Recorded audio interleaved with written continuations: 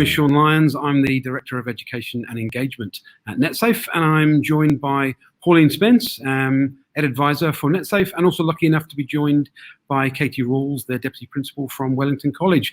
Good afternoon. Kia ora. Great to be here, Sean. Glad to have you along.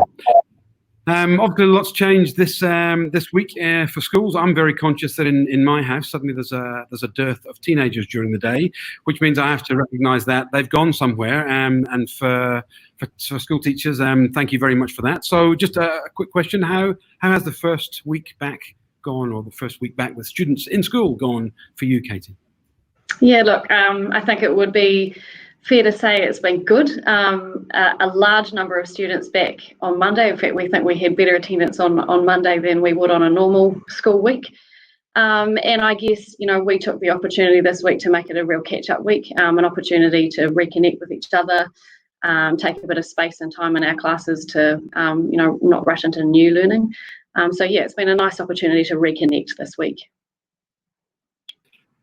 Sounds great. And like I say, we do very much appreciate you doing that. I'm sure households all over New Zealand do. I've got a question really, maybe directly this one for you, Pauline. Really looking to find out what are the questions that school leaders have been asking this week, if we've seen any difference. What were those questions during the last couple of weeks, and what does that look like now?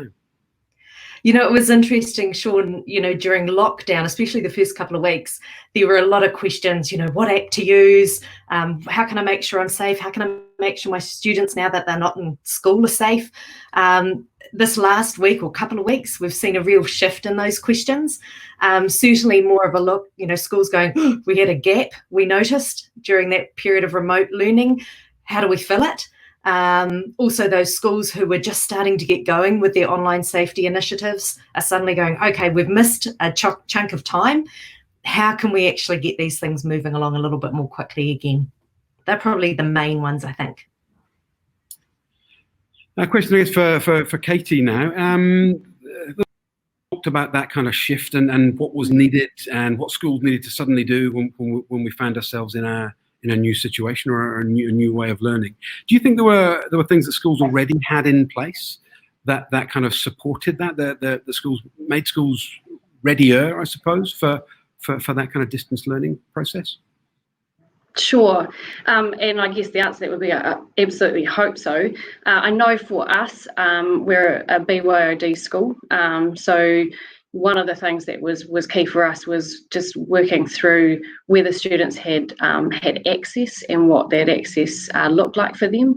But for us, one of the key things when we first started this year was some really collaborative work with the students around digital citizenship in our school, and really working towards co-constructing our agreement. And so actually for us, it was a really great opportunity at the beginning of the lockdown, when we moved fully to remote learning, to be able to send that agreement out to families and say, look, this is what we've been working on with the students. These are the guidelines that we have, and we'd really love you to take the opportunity to discuss this with your sons at home as the framework for what we're looking for in a learning environment that is now, primarily based in the home, but is our framework of who we aspire to be with our values online.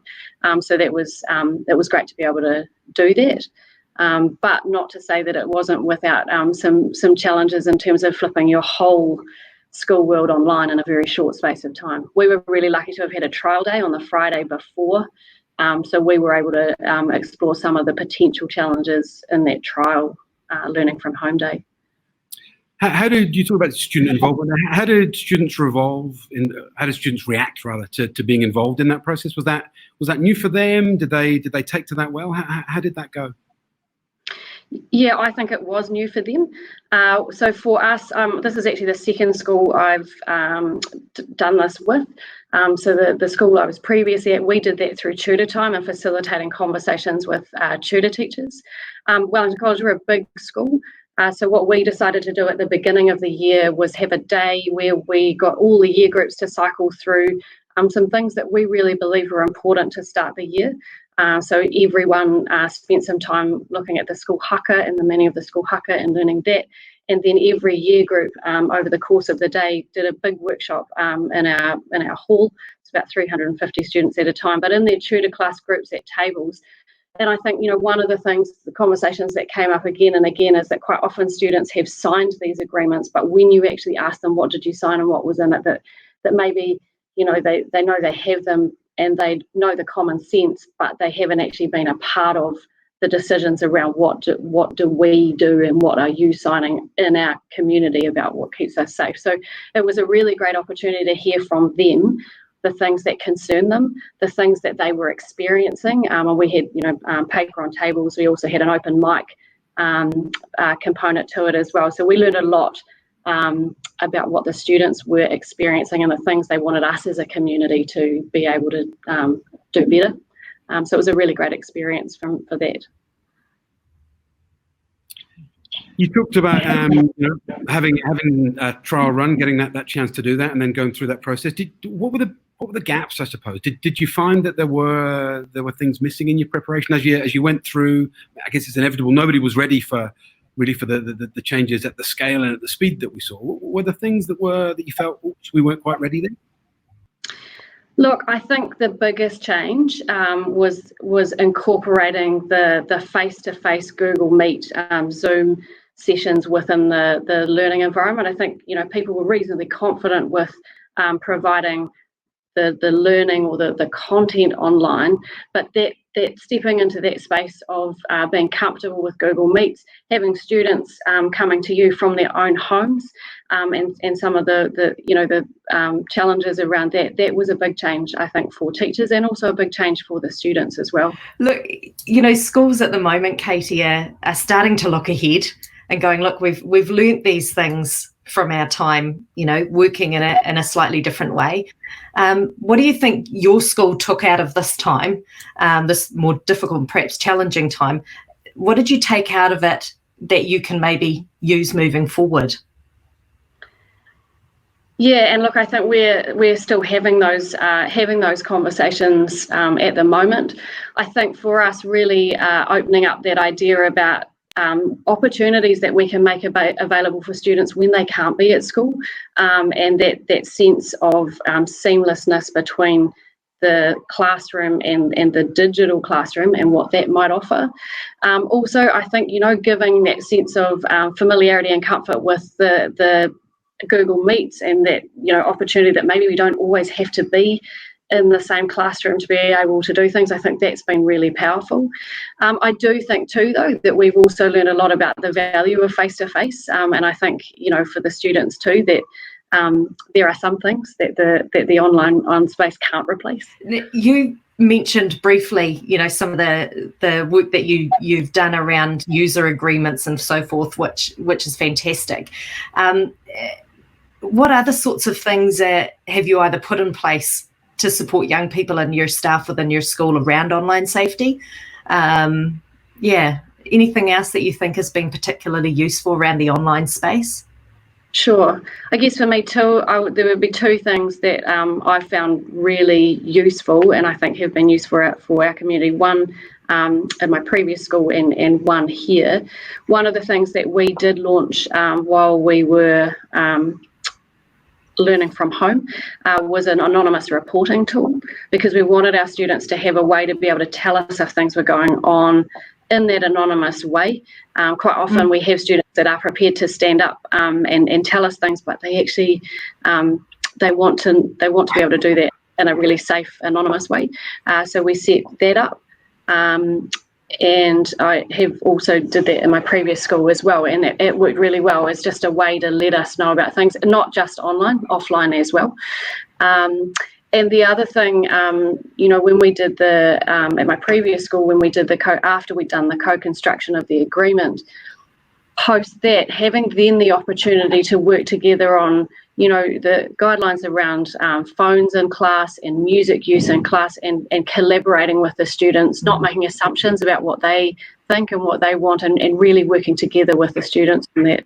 We've just had our student council meeting today, And we've had some conversations about what we can learn from communication and what reaches students and what doesn't, and what digital habits we might need to explore to ensure that messaging around, things like the anonymous reporting tool reach everybody, so that they actually are hearing the messages. They're available on lots of different platforms, but that doesn't mean everyone's always hearing them or seeing them. Yeah, right. There are a lot of schools that have connected with us in the last couple of weeks, sort of saying, we didn't realise how big this online safety issue was and how we need to be addressing it within our school. What would be your advice? What's their first step? If a school's starting out, they haven't really looked a lot in terms of online safety or digital citizenship. Do you have any advice around what to do or try first? Yeah, I think there are two things. The first thing is to contact Netsafe for advice, because that's certainly been my experience, that you guys are great at providing frameworks and guidelines about how you might go about that. And the school kit provides you great tools to actually audit what you're doing. I think we all know what we think we're doing, but having that tool to be able to step through and go, actually, here's where our gaps are, I think that's a really great first step. But I also think talking to the students and making the students collaborators in what it looks like is key, because I think it's really easy to make assumptions about what their experiences are online or what we think we know about, what our online community looks like for our students. But we've actually got to make them part of it, and we've got to help them lead it with us. Great. Katie, one last question from me, just in terms of, you talked about communication and communicating with students, which is obviously hugely important. We've seen in the past where the community has often raised issues of online safety when it comes to the use of technology in schools, and obviously in this period we've seen probably to some of those people technology thrust upon them. Did you have any feedback from the community? Did the community behind you, were the fears and concerns, and if so, what were they? Yeah, I would say the community were behind us, and there was no option really. We were sort of thrust into an environment where that was the way that we could communicate. I wouldn't say we saw a spike in online challenges. And I think in some respects too, that the students were not in big groups, so you're not sort of navigating the classroom space where you're looking at what people are using and things. So we certainly I wouldn't have said that we felt it was any particularly different. I guess the harder one to navigate was that sense of being really careful about risk management around things like Google Meet, for example. So we chose to use Google Meet because it was within the platforms that we were already using within Google Classroom, and it was a tool that was a part of what we do. But there are also some challenges with Google Meet. It doesn't have perhaps the same controls as something like Zoom, where you have a waiting room that you can let students into. So navigating some of those the risk management around using those tools. And also, I think we were conscious that, the record function became available during. So we were also, not only were we navigating a new space, but we were navigating all of a sudden changes that were being made to the platforms that we were using as more people were using them. So we did a bit of risk analysis around whether we opened up that record function, or whether actually, given that kids were beaming in from their homes, whether that was actually something we wanted to pursue. We chose not to do that, actually, because we felt there was too much that needed to be in place to make that, really safe for us. Excellent, thank you. Katie, look, we've come to the end of the allotted time. We don't want to take up too much of yours. We know you've got a busy week and a busy job ahead of you in the next few weeks. Thank you so much for taking this time to share your knowledge and your insights. Really valuable to the school community out there. And thank you for your continued support of Netsafe. We really do appreciate it. My pleasure. Thanks, Sean.